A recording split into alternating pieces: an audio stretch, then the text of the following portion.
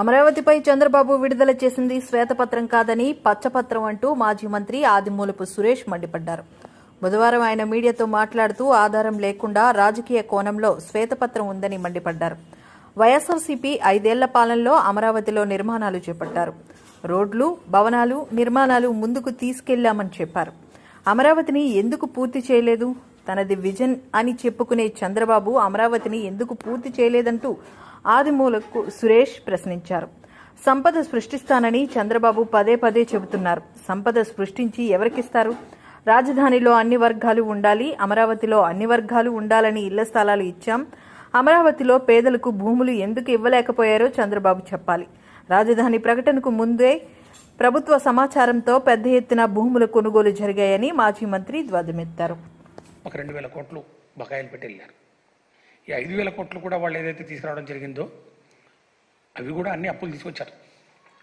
హడ్కో నుంచి master plan వేస్తాము, రోడ్లు వేస్తాము, ట్రక్ ఇన్ఫ్రాస్ట్రక్చర్ చేస్తామని చెప్పి 1,151 కోట్లు 1,151.59 కోట్లు తీసుకురావడం జరిగింది. దానికి సంబంధించి రీపేమెంట్ పర్ యానము 100 కోట్లు మేము కట్టడం జరిగింది 5 సంవత్సరాలు.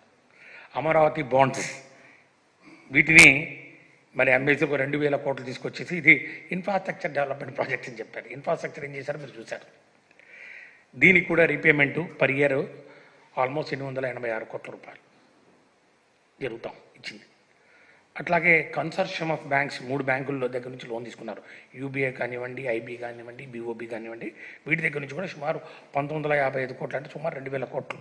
అంటే ఇవన్నీ కలిపి సుమారు 5,000 కోట్లు ఏవైతే ఇచ్చారో అంతా లోన్లే. దానికి రీపేమెంట్ అంతా మేము కట్టడం జరిగింది. వాళ్ళు చేసింది 5,000 కోట్లకి ఎంత వర్క్ చేశారో మనకు చూడడం జరుగుతుంది. అక్కడ సీడ్ యాక్సిస్ రోడ్ కంప్లీట్ చేయలేదు. కరకట్ట దగ్గర రోడ్డు వైడనింగ్ జరగలేదు. చివరకు సీడ్ యాక్సిస్ రోడ్డు మీద లైట్లు కూడా వేయకుండా వెళ్ళారు. ఆ సీడ్ యాక్సిస్ మీద లైట్లు కూడా వేయకుండా వెళ్ళిపోయారు. ఆ లైట్లు కూడా మేమే వేసాం. లైట్లు కూడా మేమే వేసి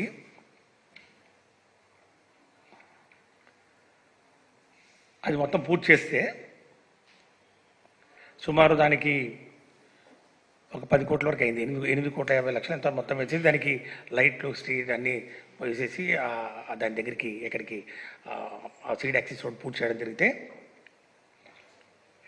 దానికి సంబంధించి కూడా ముఖ్యమంత్రి గారి ప్రమాణ స్వీకారం రోజున ఈనాడు పేపర్లో ఒక ఫోటో వేశారు.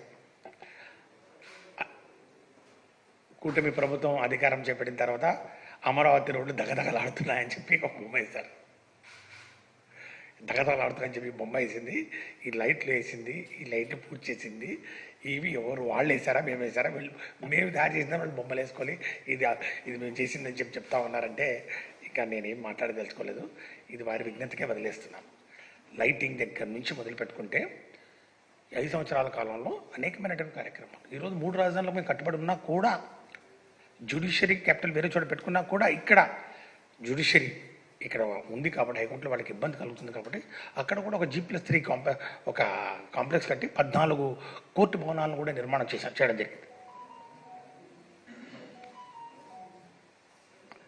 సుమారు 46 కోట్ల రూపాయలతోటి అడిషనల్ హైకోర్టు బిల్డింగ్ కూడా వైఎస్ఆర్సీపీ ప్రభుత్వం అధికారంలో కట్టడం జరిగింది.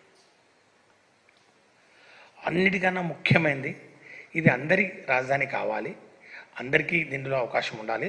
వారు ఇచ్చినటువంటి ఆర్గ్యుమెంట్ ఏదైతే ఉందో సామాజిక సమతుల్యత దెబ్బతింటుంది, డెమోగ్రఫిక్ ఇంబ్యాలెన్స్ అవుతుందని చెప్పినా కూడా పోరాడి ఒక R5 జోన్ను క్రియేట్ చేసి సుమారు 1,400 ఎకరాల భూమిని ప్రతి ఒక్కరికి ఒక సెంటు చొప్పున 51,392 మందికి వైఎస్ఆర్ ప్రభుత్వం పట్టాలు ఇచ్చిన మాట వాస్తవం కాదా? R5 జోన్ క్రియేట్ చేయడం అది మరి ఈ యొక్క శ్వేతపత్రంలో ఎక్కడ చెప్పిన దాఖలా లేవు. అంటే వారికి మరి అది నచ్చిందో నచ్చలేదో మరి అది చేయలేదా వేరే వారే చెప్పాలి. ఆల్ ఇండియా సర్వీస్ అధికారులు ఎమ్మెల్యే క్వార్టర్ పనులు కూడా పూర్తి దశలో ఉన్నాయి. ముగింపు పనుల కోసం సుమారు 28 కోట్ల రూపాయలు ఖర్చు చేసిన ప్రభుత్వం వైఎస్ఆర్సీపీ ప్రభుత్వం అని చెప్పి కూడా నేను మీ అందరికీ మనవి చేసుకుంటా ఉన్నాను.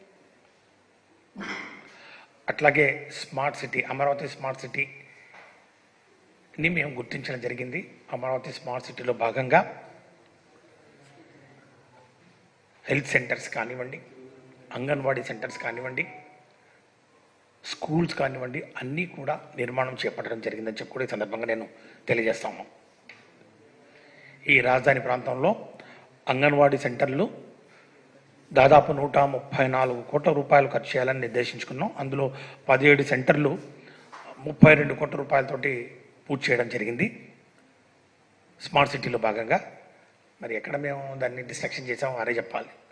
అట్లాగే హెల్త్ అండ్ వెల్నెస్ సెంటర్స్, అది 40 కోట్ల రూపాయలతోటి రాజధాని సెంటర్లోనే, రాజధాని ప్రాంతంలో కూడా ఏర్పాటు చేయడం జరిగిందని చెప్పి కూడా తెలియజేస్తున్నాం వైసీపీ ప్రభుత్వంలోనే. అట్లాగే 14 స్కూళ్ళు, మోడర్నైజేషన్ స్కూల్స్ అమరావతి ప్రాంతంలోనే 40 కోట్ల రూపాయలతోటి ఈ కార్యక్రమాలు కూడా చేపట్టింది వైఎస్ఆర్ ప్రభుత్వం అని చెప్పి కూడా నేను మనవి చేస్తాను. ఇవి కాకుండా మోడర్న్ క్రిమటోరియంస్, అంటే ఆధునిక శ్మశాన వాటికలు నిర్మాణాలు కూడా చేపట్టడం జరిగింది.